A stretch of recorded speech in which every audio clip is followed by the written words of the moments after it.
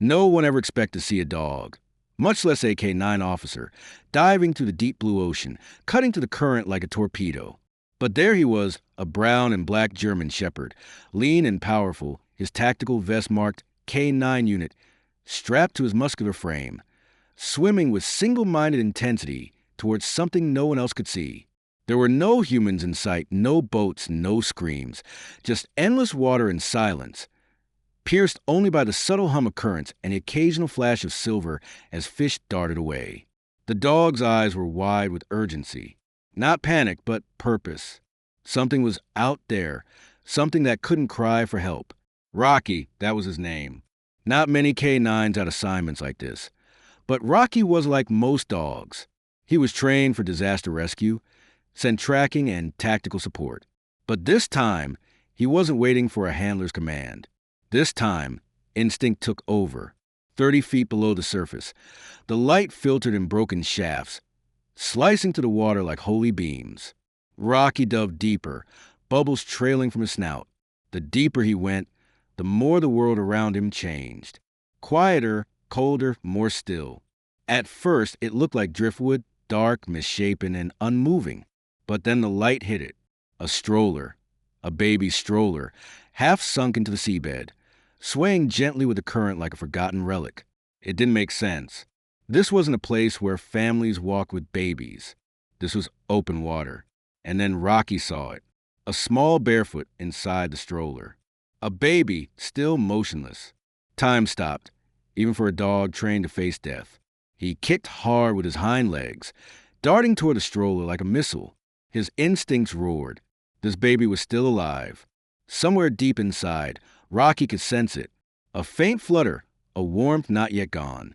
The kind of signal no human ear or sonar could detect, but that a dog's heart would never miss. He reached the stroller, pushed his snout under the canopy, and saw a sight that would have shattered a grown man's heart. The baby, no older than 6 months, lay strapped in with seaweed clinging to its clothes, tiny fists clenched, lips slightly parted, and the eyes, barely open, held that flicker of life. Rocky barked, a muffled echo in the water, bubbles bursting for his jaws. He needed to act fast. The stroller's wheels were jammed in the ocean floor. One of the buckles was tangled in a piece of fishing net, making it impossible to lift the whole thing at once. He began to pull at the net with his teeth, yanking, tearing, fighting as the seconds vanished like air bubbles. A moment here to pause. If you're moved by what Rocky is doing, subscribe to Hero for Animals. Every week, we bring you true and fictionalized stories inspired by real animal heroes like Rocky, animals who risk everything for those who can't protect themselves. Now, back to the moment. Rocky yanked the net free and gripped the metal frame of the stroller between his jaws. It was heavy. He wasn't supposed to carry this kind of weight, but he didn't care. He turned upward and kicked, each movement a defiance of physics and fate. Up, up, up, 20 feet, then 10. And just when he thought he wouldn't make it, his paws broke the surface. The sun exploded above. A gasp of warm air met the baby's face. Rocky kept paddling, supporting the stroller as best he could. The baby coughed once, twice, then cried. It was the most beautiful sound in the world. A Coast Guard drone that had been deployed minutes earlier caught the signal from Rocky's vest. A GPS beacon activated the moment he dove. Within moments, a rescue boat closed in from the northeast. The medics lifted the baby gently from the soaked stroller, wrapping it in emergency thermal blankets and pumping oxygen into its lungs. One of them whispered under his breath, "How the hell did this dog even find her?" No one had an answer. Not yet, but it wasn't just luck. Rocky had followed a trail no human nose could sense, something imprinted in the baby's scent. Something the sea hadn't yet washed away. And somewhere in Rocky's memory, he knew this baby. She wasn't just any child. But that's a truth we're not ready to reveal yet. Not in part 1. Back at the dock, news crews gathered. Everyone wanted to know how AK-9 dog ended up performing a deep-sea rescue. Social media lit up like wildfire. K9 saves drowning baby. German shepherd dives into ocean, returns with infant. Miracle dog performs underwater rescue. But Rocky didn't care about headlines. He sat quietly on the pier, water dripping from his coat, eyes fixed on the baby as paramedics wheeled her into the ambulance. He watched until the sirens faded, then turned and looked at the sea. Something was still out there, something the world hadn't seen yet. And Rocky wasn't done. Not by a long shot. The ambulance tore down the coast road, sirens wailing, the infant wrapped tightly in heated blankets, her tiny chest now rising with rhythmic breaths. A paramedic monitored her vitals with laser focus. But in the back of his mind, he couldn't stop thinking about the dog. The dog wasn't even assigned to this case.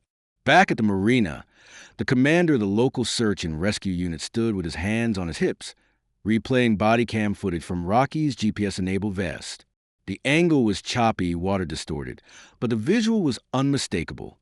A lone K, 9 diving, locating, and retrieving a baby from the ocean floor. "This doesn't make any sense," the commander muttered. Beside him, Officer Jamie Brooks, Rocky's handler, approached, face pale and jaw clenched. She was still soaked to the bone, her boots sloshing as she walked. Her hands trembled, not from cold, but from the aftershock of what had just happened. She wasn't even supposed to be on shift. Rocky had broken from his kennel back at base. Somehow, the dog had triggered the autolock release and disappeared. A junior officer spotted him sprinting toward the shoreline and radioed it in, thinking it was a training error. Jamie had grabbed her keys and gone after him without even thinking. Now, watching the footage, she realized something terrifying. Rocky had known exactly where to go. She stared at the grainy underwater shot, his front paws paddling hard, the camera catching a flash of the stroller, the faint curve of the baby's arm. She looked up at her commanding officer. "I think someone meant for that baby to drown." His eyes narrowed. "Say that again." She wasn't just floating out there by accident. The stroller was weighted down. There was a net tied to the frame. It wasn't debris.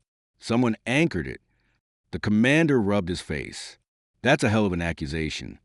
Jamie looked him dead in the eyes. "I'm not guessing.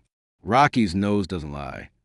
Later that day at the county hospital's pediatric ICU, baby Jane Doe, as they were calling her until identification could be confirmed, lay asleep, tubes gently helping her breathe. Her condition was stable, miraculously. Aside from mild hypothermia and water in her lungs, she'd survived an experience no infant should ever endure. A nurse stepped out of the room to speak to the attending physician. "No ID, no missing person report. No DNA match on file," she whispered. It's like she appeared out of nowhere. The doctor nodded. "Then she's lucky someone found her." "Not someone," the nurse replied. "Some dog." Meanwhile, back at the rescue station, Jamie crouched next to Rocky, who was now resting on a towel-lined floor. His ears twitched occasionally, but his body remained still, drained from the exertion, but alert. "You smelled her, didn't you?" she whispered. Before anyone knew she was there, she held out a small patch of cloth recovered from the stroller, a piece of pink cotton, maybe from a onesie or a blanket. Rocky sniffed it, then looked at Jamie with a deep, unreadable gaze. It was as though he recognized her. Not the cloth, the child. They didn't wait long. The next day, an anonymous tip came into local police. A call from a block number, male voice, shaky. "I saw something near the docks. Someone pushing a stroller into the water." The call ended before dispatch could trace it. Investigators headed to the area. Divers confirmed the presence of submerged stroller frame, netting, and anchor weights, just like Jamie had described. It was no accident. Now it was attempted murder. A baby no one could identify. A crime with no suspect. And a dog who somehow knew exactly where to look. Jamie sat in her patrol car later that night, replaying the moment Rocky had broken loose. She remembered how he had barked like mad in the kennel, pacing, scratching, whining. She hadn't thought much of it. Maybe a storm coming, or another dog in heat.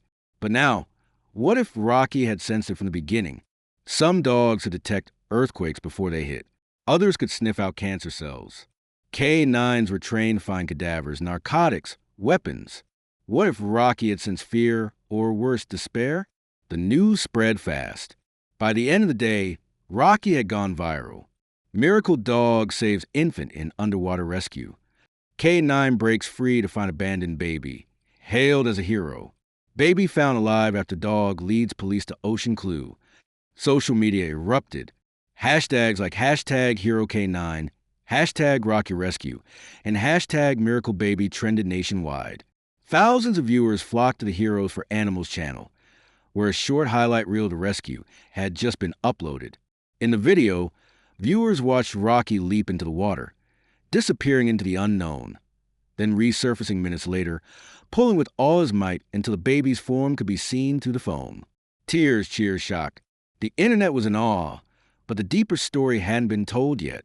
The following morning, Jamie got a call from an elderly woman named Mrs. Halligan, a retired librarian in her 80s. "I saw the news," she said, voice trembling. "That baby, she looks just like my granddaughter did when she was born. Same ears, same birthmark on the shoulder." Jamie's heart pounded. "Ma'am, do you know where your granddaughter is now?" A pause. "She was adopted against my wishes 25 years ago by a woman I never trusted. Her name was Diane Greaves." Jamie froze. Diane Greaves, a name that surfaced once before on a closed CPS report involving child neglect years ago. Never charged. No record since. What happened to her? "I haven't heard from her in years," the old woman said. "But I saw a stroller like that outside her apartment complex last week." Jamie hung up and looked at Rocky. "We're not done," she whispered. Rocky tilted his head. That same fire, low and burning, lit in his eyes. Back at the hospital, the baby's room remained under light security. Nurses took turns standing guard while social workers scrambled to determine custody. No family had come forward. No one had claimed her, but Jamie had a gut feeling. This wasn't the first time Diane Greaves had been involved in something shady. She pulled up the address and grabbed her jacket. "Rocky," she said. The dog stood, back straight, tail stiff. The mission wasn't over. Jamie Brooks had knocked on hundreds of doors in her career. Drunk and disorderly missing persons, custody disputes. Each knock came with a little uncertainty. But this door was different. Apartment 4B, an old building at the edge of town, where stucco peeled from the siding and rust stained the stairwell like dried blood. She didn't come alone. Rocky stood beside her, his tail straight, ears perked, nose twitching in short, sharp motions. He'd led her here without hesitation. The moment they turned down the street, his body tense like a loaded spring. "Easy," Jamie whispered, her hand gently stroking the soft patch behind his ears. But Rocky didn't move his eyes from the door. He knew something waited behind it. She knocked. No answer. She knocked again, harder. "Police." Still nothing. Jamie exchanged a glance with the officer beside her and gave a subtle nod. The second officer moved to the side window while Jamie reached for the door handle. Locked. But just as she turned back, Rocky let out a deep, guttural growl, low and vibrating. Just talking to himself. "I don't know who, but I know it's not one of our guys. Someone's trying to make a point." Jamie's eyes flicked to the door. Rocky's growl wasn't just a warning. It was a call to action. She drew her weapon, stepped back, and kicked the door in. The apartment stank of mildew and burnt plastic. Blinds hung like torn ribbons. A half-eaten tray of food rotted on the table. Trash lined the hallway like breadcrumbs. But the thing that chilled Jamie wasn't the mess. It was the silence. Rocky surged forward, sniffing rapidly, then darted left into the bedroom. Jamie followed, weapon raised. The room was nearly empty, no bed, no dresser, just a thin mattress on the floor, surrounded by unopened diaper packs and a dirty baby bottle tipped on its side. Then something caught her eye. A wall covered with pictures. Hundreds of printed photos taped in overlapping layers. Most were children, toddlers, babies, faces smiling or blurred in motion. In the center was a larger photo of the baby from the stroller. Same onesie, same cheeks, a red string bracelet on the wrist. Written below it, scrawled in marker, "She is not yours." Jamie's pulse quickened. "Clear the back," she called out. The officer's voice echoed from the kitchen. "No one here." But Rocky wasn't so sure. He began pawing at a floor vent, digging, whining. Jamie knelt beside him. The screws were missing. She pried the metal grill free. And there inside the narrow duct was a piece of fabric, pink cotton, the same pattern as the scrap found underwater. Jamie's breath caught. This was the place. By noon, forensics had arrived. The apartment was sealed off, evidence tagged and photographed. But something gnawed at Jamie. The woman was gone, disappeared without a trace. Jamie drove to the hospital and climbed the stairs to the pediatric ICU. The baby, now nicknamed Hope by the nurses, was asleep, her tiny fingers wrapped around a soft, plush sheep someone had left. Jamie stood quietly at the glass, arms crossed. "You shouldn't get attached," said a voice behind her. It was Dr. Ellis, the pediatric attending. Kids in the system don't always land softly. Jamie didn't respond. She knew he was right, but this felt different. Hope wasn't just a victim. She was a target. And Rocky hadn't found her by accident. "Do you think dogs can remember people they've never met?" Jamie asked. Ellis raised an eyebrow. "You mean like reincarnation?" "No. I mean maybe someone that dog cared about before. Someone who vanished or something left behind. You think he knew her?" Jamie nodded slowly. "Or someone like her." That night, Jamie brought Rocky home for the first time in weeks. The K-9 kennel was safe but impersonal. Rocky was family. She laid out his old blanket by the fireplace and dropped a beef bone into his dish. He didn't touch it. Instead, he walked to the back door and sat, eyes locked on the darkness outside. "You think she'll come back?" Jamie asked softly. Rocky let out a short bark. One, then silence. Jamie leaned against the wall, arms folded. A storm was coming. She could feel it in her knees, the same way her mother once did. The next morning, a call came in from dispatch. Possible sighting of Diane Greaves. The woman had been seen entering a soup kitchen in a neighboring town 2 hours away. Jamie didn't hesitate. She loaded Rocky into the SUV and sped down the highway, heart pounding. The place was quiet when they arrived. Just a few volunteers and a handful of unhoused patrons eating pancakes and sipping watered-down coffee. Jamie showed the photo. One volunteer pointed to the back room.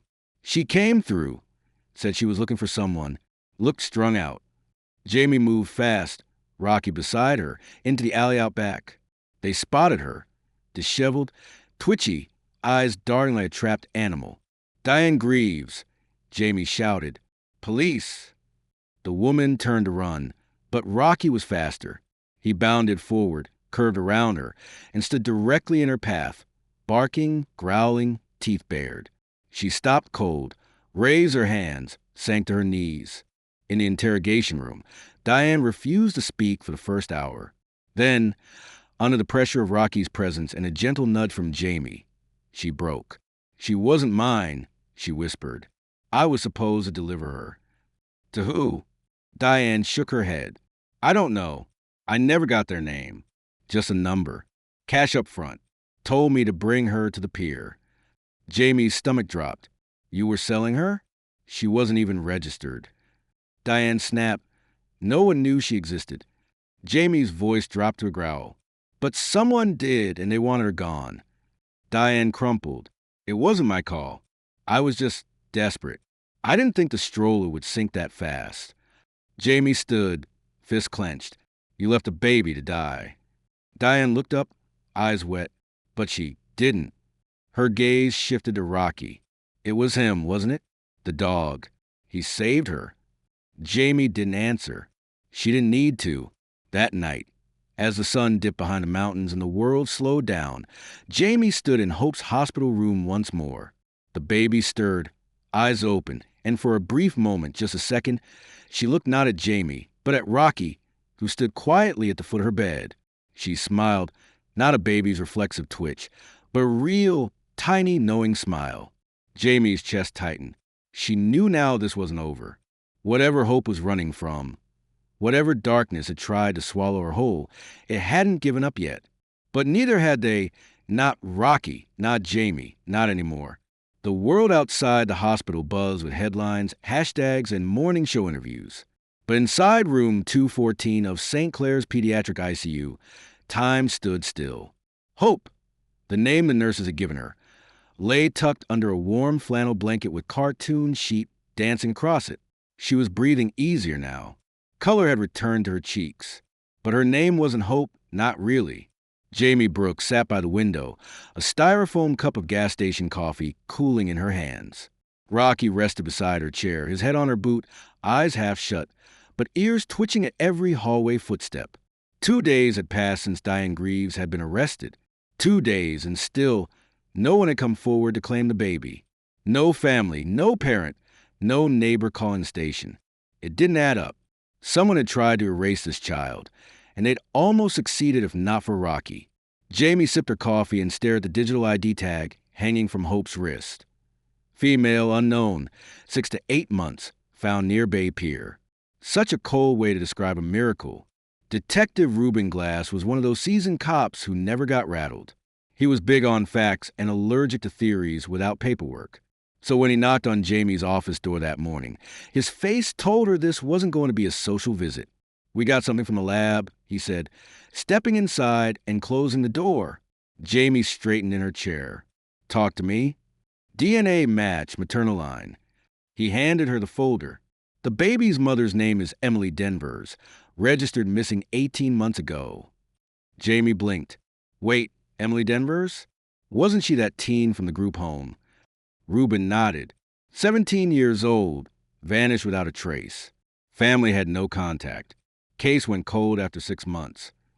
"And now her daughter shows up in the ocean," Jamie said, her voice low. "Not just that." Reuben paused, lips pressed together. "Emily's body was found last year, half buried behind a gas station outside county lines. Jane Doe until now." Jamie swallowed hard. "Cause of death?" "Overdose. Heroin. But there were bruises, fresh ones, and signs of childbirth. Meaning the baby was born before she died." Reuben nodded. Jamie stood, gripping the edge of her desk. Her knuckles went white. "So someone took the baby from a teenage girl, let her die, then tried to kill the child later, and covered their tracks for over a year." Jamie looked down at Rocky, who had perked up as if he understood every word. "This isn't over." That night, Jamie took a drive. She didn't tell anyone where she was going. Not her captain, not the shift supervisor, not even Reuben. She just loaded Rocky into the SUV and headed west toward the group home where Emily Denvers had once lived. The place sat just outside the county line, tucked behind an old church and a chain-link fence patched with zip ties. The sign out front read Hollow Ridge Youth Center, but the building itself looked tired. Weeds crept through cracks in the sidewalk. The front porch sagged in the middle like a tired back. Jamie parked and stepped out. Rocky followed, tail stiff. Inside, the smell hit her first, bleach and old furniture. The lobby was dim, lit by a single overhead bulb. A tired-looking woman, in a fleece vest, sat behind the desk. "Can I help you?" she asked without looking up. Jamie showed her badge. "I need to ask you a few questions about a former resident. Emily Denvers." The woman froze. "Emily," she said. "I haven't heard that name in a long time. Mind if I take a look around?" The woman hesitated. "We're not in trouble, are we?" "Not yet." Jamie walked slowly down the corridor of rooms. Each one small, identical. A bed, a desk, a cracked mirror. All the signs of a place that called itself home, but never really was. Rocky moved beside her like a shadow. At one point, he stopped at a door, room 9. He sniffed once, twice, then pawed gently. Jamie opened it. The room was empty, but the walls were different. One side was painted with tiny flowers, hand-painted, faded but careful. Someone had tried to make it warm, human, real. Beneath the bed frame, Jamie found a hidden shoebox taped shut. Inside, a baby ultrasound, a photo of Emily holding her stomach, standing by a lake, a torn piece of paper with a number written in pencil, and a bracelet, red string tied into a tiny knot, the same one Hope had worn in the photo at Diane's apartment. Jamie's throat closed. Back at the station, Jamie sat at her desk, staring at the phone number. Reuben ran a trace. It belonged to a burner. No name, no call logs after a specific date. The same day Emily had gone missing. But Rocky wouldn't stop pacing. He circled the office, whined, walked to the evidence locker, and sat down. Jamie stared at him. What are you trying to tell me? Then she remembered the fabric from the stroller. It was logged in the locker. She retrieved the bag, opened it, and held it out to him. Rocky sniffed, then walked straight to her cruiser. Jamie's heart jumped. You want me to follow the scent? He barked once. They drove for nearly 20 minutes, past neighborhoods, past farms, into the marshland near the bay. The roads thinned out. Houses became fewer. The sun dipped lower until it was just a thin orange ribbon at the horizon. Rocky suddenly growled. They were near the water again. Jamie pulled over and stepped out. Rocky leaped from the car and bolted toward a small, run-down boathouse. Jamie followed, hand on her holster. The place was falling apart, with rotting, roof sagging. But inside it was dry and not abandoned. Blankets on the floor, cigarette butts, a half-eaten sandwich still fresh, and a notebook. Jamie opened it. Names, dates, payments. It wasn't just a hideout. It was a trafficking log. She called it in immediately. Backup arrived. Photos were taken. Forensics swept the place, but the names were fake. Numbers scrambled. No obvious trail. Still, one thing was clear. Whoever had taken Emily's baby hadn't stopped with her. Hope was one of many, and someone out there was still hunting. Jamie returned to the hospital that night, exhausted but burning with purpose. She stood by Hope's bedside and whispered, I know who you are now, and I swear they're never going to touch you again. Rocky sat at her side, eyes locked on the door like a soldier standing guard. They had saved Hope once, but they would have to do it again because the past was no longer buried. It was knocking. It started with a knock on the door, not loud, not urgent, just 2 quick taps. Jamie Brooks looked up from her couch, half asleep, TV still flickering in the corner. It was just after midnight. Rain tapped gently against the windows, and the wind outside carried the occasional sound of a distant train. She froze. No one came to her house unannounced. Not this late. Not since the Hope case had gone public. Rocky stirred at her feet, ears up, body rigid. A low growl rose from his chest. Not barking, not yet, but on edge. Jamie stood slowly and moved toward the front door. Her hand instinctively rested on her holster. She flipped the porch light on. No one was there. She opened the door cautiously. Just as she did, she noticed something on the welcome mat. A baby shoe, pink, soaked with rain. Jamie looked left and right, but the street was empty. She picked up the shoe and closed the door, locking it behind her. Rocky didn't stop growling. The next morning, Jamie handed the shoe to the forensics team. It wasn't just any shoe. It matched the same brand and size found on Hope the day she was pulled from the water. This was a warning, she said flatly. Detective Reuben Glass didn't disagree. Someone knows we're closing in, or they want us to stop. He sighed, rubbing his eyes. We've stirred something ugly, Jamie. These aren't small-time operators. You don't keep a baby off the books for almost a year without help. Jamie folded her arms. They're not just organized, they're confident. Reuben nodded, which makes them dangerous. Jamie returned to hospital later that afternoon. Hope had made remarkable progress. Her lungs were stronger, her vitals stable. But something else had changed. She smiled now, a soft, genuine smile. Not random, not reflexive. And always when Rocky entered the room. The bond between the baby and the dog had deepened in ways no one could explain. When he lay at the foot of her crib, she would sleep soundly. When he left, she fussed. Nurses started calling him her guardian. Jamie didn't argue. Outside the hospital, a black SUV parked across the street, tinted windows, engine running. Inside, a man in his 50s, clean-cut, expression unreadable, spoke into a small headset. She's there with the dog. Still no ID on the cop. A voice crackled back. Not the cop. We want the baby. The man didn't flinch. I'll wait for the window. Back at HQ, Jamie and Reuben stared at a map pinned to the board. Tangles of yarn, photos, addresses, phone records. At the center, Emily Denver's, and just beneath her, baby Hope. Jamie tapped the old group home photo.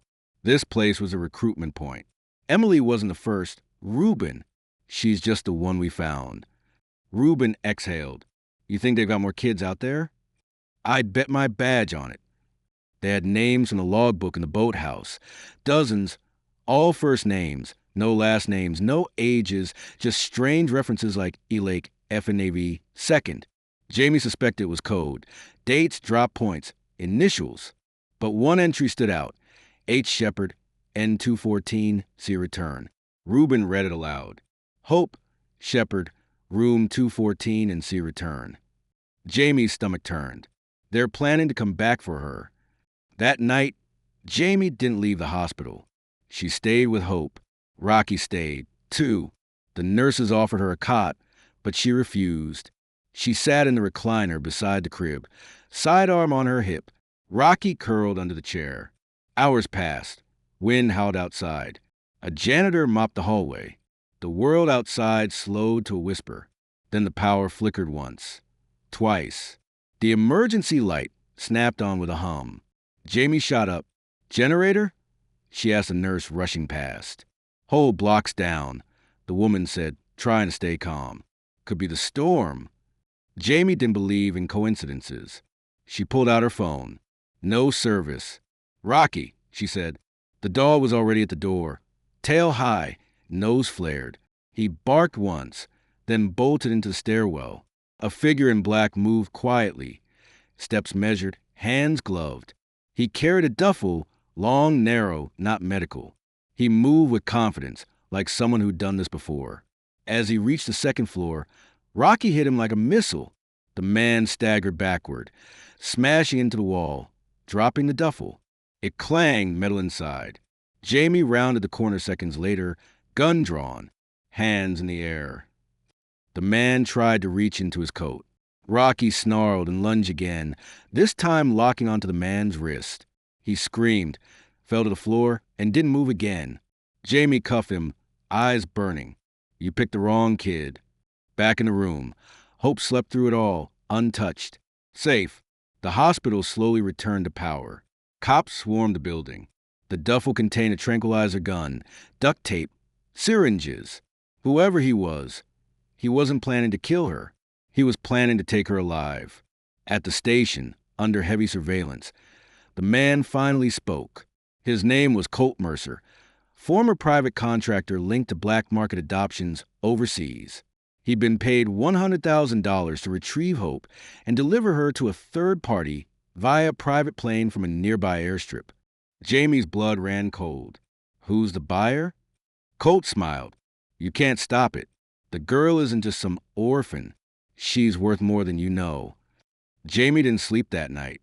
She stared at the ceiling, hand resting on Rocky's back. What did he mean? She whispered. Why is she worth more? She pulled out the DNA report again. Something bothered her. Emily Denver's maternal line confirmed, but paternity still undetermined. The sample had triggered a database alert. Not a match, but close. The name redacted under a federal seal. Jamie leaned back. Who's the father? Back at the hospital. Hope awoke in the morning to the sound of Rocky's tail thumping gently on the linoleum floor. She giggled. She was safer now, but far from free because the people who wanted her weren't done. And whatever secret her blood carried, the world was about to find out. Jamie Brooks sat on the courthouse steps, watching the early morning sun turn to stone gold. She hadn't slept more than 3 hours in the past 2 days, but her hands were steady, and her mind was razor sharp. The entire building behind her was buzzing with agents, reporters, and lawyers. Hope's case had become national, federal, political. What started as a baby pulled from the sea had become something far bigger, a question about power, secrecy, and what one child might represent. And one dog's instincts had set it all in motion. 3 days ago, the FBI finally cracked a redacted paternity file. Hope's father was Daniel R. Prescott, a wealthy defense contractor with deep ties to black budget projects and classified medical programs. Prescott had died in a car crash 18 months ago, just weeks after Emily Denver's gave birth. But before his death, Prescott had been part of a clandestine research program involving genetic resilience markers, an attempt to identify inherited traits that could resist disease, trauma, even aging. Rumor said he'd used unauthorized trials, human ones. Hope wasn't just a child. She was the last trace of an illegal experiment, and someone had wanted her erased to cover it all up. Jamie had learned this the hard way. After arresting Colt Mercer, the private contractor, authorities discovered bank transactions connected to dummy shell companies. The money trail led back to a medical firm under review for ethics violations, but no charges had ever stuck until now. The courts were issuing subpoenas. Journalists were circling like hawks. A grand jury was assembling, and through it all, Baby Hope stayed quietly in her hospital crib, completely unaware that her very existence was changing the country's conversation about who gets to decide the value of a life. On her desk back at the precinct, Jamie placed a small folded note. It had arrived anonymously. Inside, a photograph of Baby Hope smiling. On the back, 3 words. The world watched. No signature, no clue who sent it. But it chilled Jamie because they were right. Hope had survived the ocean, a black market abduction, and a hand to people with too much power and no conscience. And through every chapter, someone was watching, not just those in the shadows, but people around the world. The video of Rocky's rescue had now surpassed 10 million views on Heroes for Animals. Comments poured in by the thousands. People called him America's guardian, the dog with a soul, the hero we didn't know we needed. But for Jamie, Rocky wasn't symbol. He was family. 3 weeks later, Hope was released from the hospital. She was temporarily placed in protective foster care with Jamie's approval, while legal guardianship hearings began. Jamie visited every evening. Rocky came too. When Hope saw him, her arms would shoot up and she'd squeal with delight. Jamie never tired of watching their bond, an unspoken understanding between child and canine. Some people said animals sense innocence. Jamie believed it went deeper. Rocky didn't just sense Hope's goodness. He had seen her pain. One night, as Jamie walked Rocky through the park, her phone buzzed. It was her captain. "You've got something in the mail room now," he said. "Trust me, you'll want to see it." She drove back to the station and opened the package herself. Inside was a letter typed in plain black font. "You stop one. There are others. Look into Haven Project 601B and follow the trucks leaving Building 4. She wasn't the only one born outside the law. They won't stop. Neither should you. No signature, no return address." But there was a photo clipped to the corner, a grainy image of 3 infants labeled A, B, and C. One of them was Hope. Jamie sat down slowly. Rocky padded up beside her and rested his head on her lap. "I think we just found the next piece," she whispered. The next day, Jamie met with federal agents and handed over everything. Copies of the note, the image, the shipping label. She'd made up her mind. She was going deeper, not just to protect Hope, but to find the others, to stop this kind of thing from happening again. She'd seen what could grow from cruelty, but she'd also seen what courage looked like in a baby barely old enough to cry and a dog who refused to give up. 1 month later, the Heroes for Animals YouTube channel aired a special titled The Canine, who brought down a secret empire. The documentary-style video recapped the entire journey. Rocky's dive into the ocean, the mystery of the abandoned baby, the discovery of Project 601B, and the arrests that followed. Jamie gave a rare on-camera interview. "He's more than a working dog," she said, petting Rocky, who sat stoically beside her. "He's a partner. And when I froze up, he moved. When I had doubts, he didn't. This story isn't about a miracle. It's about loyalty." The video ended with a shot of Hope giggling in her foster home, reaching out to Rocky. Her laughter played softly over the closing credits. Hope was eventually adopted, not by Jamie, though she tried, but by a retired pediatric nurse and her wife who lived on a quiet farm outside Denver. Hope thrived there, but Jamie never lost touch. And Rocky, he visited often, though his official service ended after the incident. He remained on call for Hope, always. At night, when Jamie sat by her fireplace and Rocky curled beside her, she sometimes thought about the day this all began, how a dog had broken out his kennel without permission, how he jumped into the sea, and how, against all logic, he had found her. Maybe that's the thing about love and loyalty. You don't need a reason. You just follow your heart and sometimes your nose. Thank you for following Rocky and Hope's story. We know it's been emotional, intense, and at times hard to believe, but sometimes real heroes walk on 4 legs. Let us ask you, if you had a chance to save someone you never met, would you follow the unknown? Let us know your thoughts in the comments. And don't forget to subscribe to the channel for more true and inspired stories. We'll see you in the next one.